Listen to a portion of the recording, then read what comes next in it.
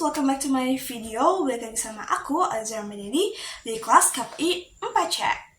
Jadi guys, selamat datang dan selamat berjumpa lagi. Setelah 1 minggu kita nggak ketemu, akhirnya kita ketemu lagi untuk membahas suatu materi yang terbaru yang baru saja kemarin aku pelajari di mata kuliah penulisan berita dan artikel and dia. Semoga kalian enjoy sama video ini. So guys, daripada kita menunggu semakin lama, mendingan kita langsung masuk aja ya ke pembahasannya. Check it out. Oh ya guys, di pertemuan kali ini kita bakal bahas tentang memahami bentuk-bentuk karya tulis beserta contoh dan juga perbedaannya gitu. Nah, di sini kita bakal tahu nih karya tulis yang kemarin kita pelajari sebetulnya gitu ya. Kalau kita gabungin dan menjadi satu itu kan semua bentuk tulisan yang kemarin kita pelajari itu juga kan adalah suatu karya tulis. Nah, di pertemuan kali ini kita bakal bahas perbedaan dari setiap karya tulis itu. Kayak semuanya tuh maksudnya tuh kalau digabungin bedanya tuh apa sih yang membuat beda gitu. Oke, pertama kita masuk ke pembahasan artikel. Oke, seperti yang sudah kita pelajari sebelumnya, bahwa artikel ini merupakan suatu karangan faktual yang ditulis secara lengkap dengan panjang tertentu, tentunya dibuat untuk dipublikasikan kepada media daring, online, ataupun media cetak. Nah, artikel ini bisa berupa ilmiah dan juga bisa berupa opini. Tentunya di dalamnya terdapat beberapa perbedaan lagi. Oke, lanjut. Sekarang kita bahas tentang makalah opini atau tulisan opini. Tulisan opini bisa diartikan juga sebagai sudut pandang atau pandangan seseorang atas suatu masalah, peristiwa, atau kejadian yang terjadi. Nah, biasanya tulisan opini ini dibuat dengan gaya penulisan ilmiah populer. Jadi, berbeda dengan jurnal gitu ya. Kalau misalnya opini ini bisa ditulis dengan gaya bahasa yang bebas gitu.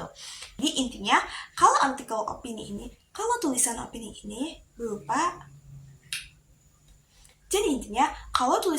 ini adalah suatu tulisan yang ditulis berdasarkan sudut pandang seseorang gitu atas suatu masalah, dan gayanya juga bebas, nggak ilmiah akademis gitu.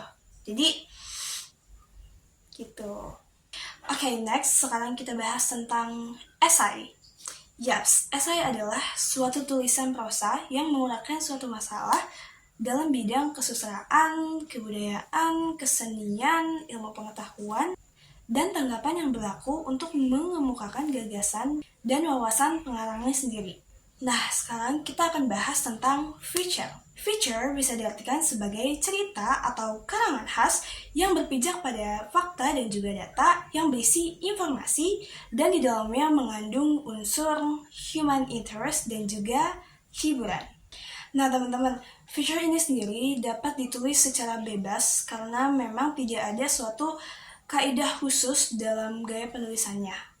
Contohnya kayak kalau berita kan dia punya kaidah penulisan tersendiri kan, dan punya aturan-aturan tersendiri dalam gaya penulisannya. Tapi kalau feature ini bebas gitu ya. Oke teman-teman, tadi kita udah bahas pengertian dan mengulas kembali tentang beberapa materi yang tadi udah kita bahas ya gitu. Nah, sekarang kita bakal bahas tentang perbedaan dari masing-masing tulisan tadi gitu ya.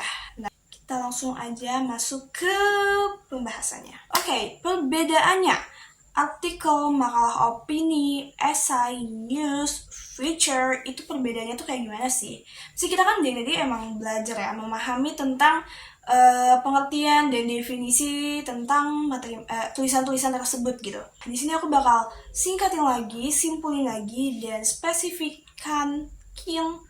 dan spesifikin lagi perbedaan dari kelimanya. Yang pertama itu ada tadi artikel ya teman-teman. Nah, di artikel ini bedanya dengan tulisan yang lain bahwa artikel ini bersifat informatif, fakta, dan juga ditulis ini berdasarkan riset dari si pengarang atau penulisnya itu sendiri gitu. Nah, biasanya artikel ini dapat ditemukan di majalah, media cetak, media online, web, situs, dan yang lainnya. Lalu yang kedua, opini. Bedanya apa sih sama opini? Nah, kalau opini ini sendiri, dia ini biasanya nulis suatu permasalahan dalam kacamata si penulisnya sendiri gitu. Jadi dia memasukkan unsur sudut pandangnya dia sendiri gitu. Kalau artikel tadi kan dia harus kayak netral gitu ya, jadi banyak sudut pandang gitu ya. Tapi kalau makalah opini ini atau tulisan opini ini ditulis dengan sudut pandang si penulisnya ini sendiri gitu teman-teman. Dan biasanya si penulis opini ini tuh pengen kayak menggiring pembacanya untuk merasakan dan memahami apa yang ada atau yang dilihat dalam sudut pandang si penulis ini tentang suatu masalah gitu. Nah, selanjutnya ada feature. Yes, feature tuh bedanya apa sih sama makalah opini atau sama tulisan opini? Karena kelihatannya kan kayak hampir mirip, beda tipis gitu ya. Nah, di sini aku bakal jelasin feature itu bedanya apa sama tulisan yang lain. Jadi, feature ini adalah suatu tulisan yang isinya biasanya tuh lebih mendalam daripada berita-berita yang ada gitu. Dan dalam penulisannya, feature ini biasanya menggunakan human touch gitu atau perasaan manusia. Dan tentunya tujuan utamanya itu adalah untuk menghibur gitu. Nah, kalau esai itu beda lagi teman-teman. Nah, jadi esai ini adalah jenis tulisan yang seringkali reflektif atau eksploratif. Jadi esai ini dapat mencakup berbagai topik, mulai dari pandangan tentang suatu isu, cerita dan pengalaman si suatu penulis, dan juga bisa bersifat analisis atas suatu peristiwa gitulah. Nah, yang terakhir ada news atau juga berita gitu ya. Nah, jadi berita ini adalah suatu tulisan yang menggambarkan tentang peristiwa terkini, hot, aktual, atau informasi penting yang relevan bagi masyarakat gitu. Oke teman-teman, jadi mungkin itu aja perbedaan dari beberapa jenis karya tulis yang udah kita bahas tadi gitu ya. Jadi intinya tuh dari beberapa karya tulis yang tadi kita bahas, perbedaannya itu terletak pada tujuan, gaya penulisan, sumber informasi, dan cara penyajian dari masing-masing jenis karya tulis itu tersebut. Ya, jadi teman-teman mungkin di sini yang tadinya bingung sama perbedaan-perbedaannya, sekarang bisa tahu dan mulai paham gitu ya. Nah, jadi untuk teman-teman, semoga teman-teman semua paham dan mengerti dengan apa yang aku jelas dan terangkan.